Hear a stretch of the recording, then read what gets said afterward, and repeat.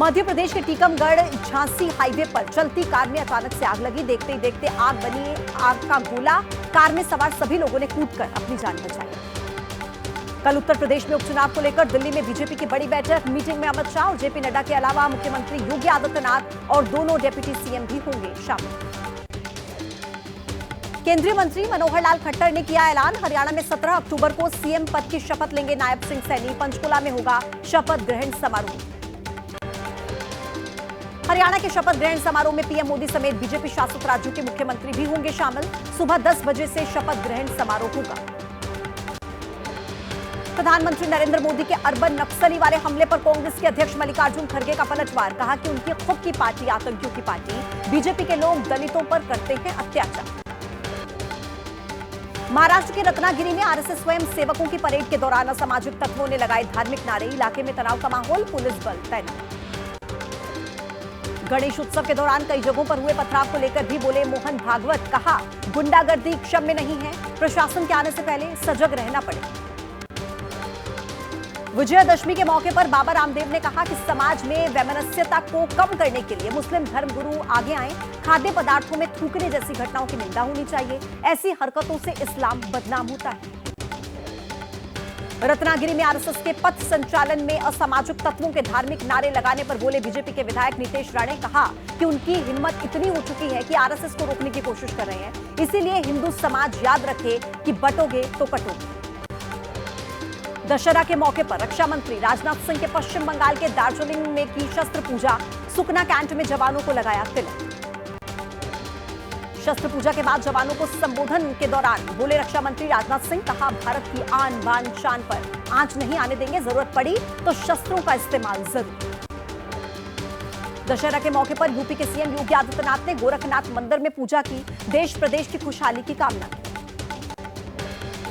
विजयादशमी के मौके पर नागपुर में आरएसएस का भव्य कार्यक्रम। संघ प्रमुख ने शस्त्र पूजन किया। इसरो के पूर्व प्रमुख के राधाकृष्णन हैं मुख्य अतिथि। नितिन गडकरी और देवेंद्र फडणवीस भी मौजूद। नागपुर में आरएसएस प्रमुख मोहन भागवत ने फिर से एक बार हिंदुओं की एकजुटता की बात दोहराई। कहा हिंदू अगर असंगठित है तो अत्याचार को निमंत्रण दे रहे हैं। हिंदू जहां पर भी रहे सशक्त होकर। केंद्रीय मंत्री गजेंद्र सिंह शेखावत जोधपुर में आरएसएस के शस्त्र पूजन कार्यक्रम में शामिल हुए। कहा कि आज का दिन असत्य पर सत्य और अधर्म पर धर्म की विजय का दिन है। शाम को होने वाले रामलीला कार्यक्रम को लेकर दिल्ली का लाल किला सुरक्षा चाक चौबंद। स्थानीय पुलिस की 8 से 10 कंपनी और अर्धसैनिक बल की 11 कंपनियां तैनात। सीसीटीवी के जरिए रखी जा रही है निगरानी।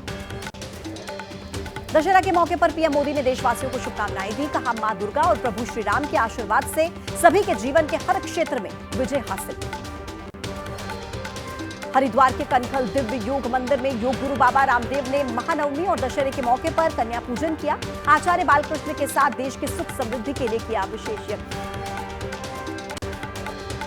दशहरा पर उद्धव ठाकरे गुट की शिवसेना करेगी शक्ति प्रदर्शन। मुंबई के शिवाजी पार्क में दशहरा रैली होगी। बाला साहेब ठाकरे ने की थी इसकी शुरुआत। भोपाल में सीएम मोहन यादव ने विजयादशमी के मौके पर शस्त्र पूजा की। प्रदेशवासियों को दी दशहरा की शुभकामनाएं। रायपुर में विजयादशमी के मौके पर सीएम विष्णुदेव साय ने शस्त्र पूजन किया। मां भगवती की पूजा कर देश प्रदेश की खुशहाली के लिए कामना। हैदराबाद के कनकदुर्गा नागलक्ष्मी मंदिर में केंद्रीय मंत्री जी किशन रेड्डी ने माता के दर्शन किए। कहा कि जो लोग जाति और भाषा के नाम पर देश को बांटना चाहते हैं उनकी सोच सकारात्मक है। विजयादशमी पर पूरे बंगाल में सिंदूर खेला का आयोजन। देवी दुर्गा के विसर्जन से पहले हर साल पूरे उमंग के साथ महिलाएं खेलती हैं सिंदूर खेला। मां दुर्गा की महाआरती के साथ ही विदाई की भी तैयारी। ढाक ढोल के साथ ही दिल्ली के सीआर पार्क के काली मंदिर में भव्य आयोजन। वाराणसी के बरेका ग्राउंड में रावण दहन की भव्य तैयारी। इस बार जलेगा 75 फीट का रावण, 65 फीट का कुंभकर्ण और 60 फीट का मेघनाद। देश भर में धूमधाम से मनाया जा रहा है दशहरे का पर्व। दिल्ली के द्वारका में लगाया गया सबसे ऊंचा रावण का पुतला। आज शाम को होगा रावण के पुतले का दहन। राजस्थान के कोटा में क्रेन की बेल्ट टूटने से गिरा रावण का पुतला। विशाल पुतला गिरने से टूटी गर्दन।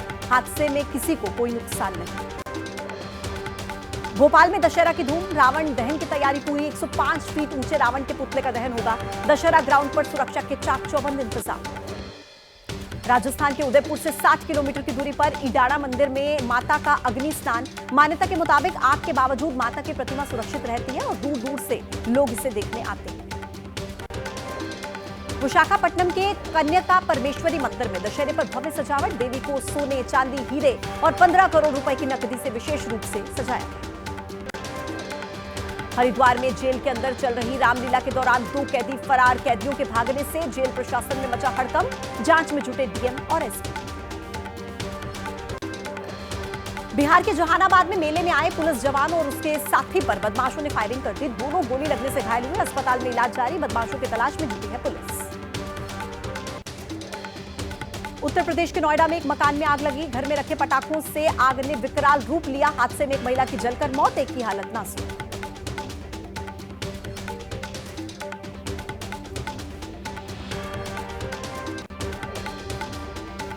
ओडिशा के संबलपुर में महानदी में डूबे 3 बच्चे। 2 बच्चों के शव को बरामद किया गया। नदी में एक बच्चे की तलाश जारी।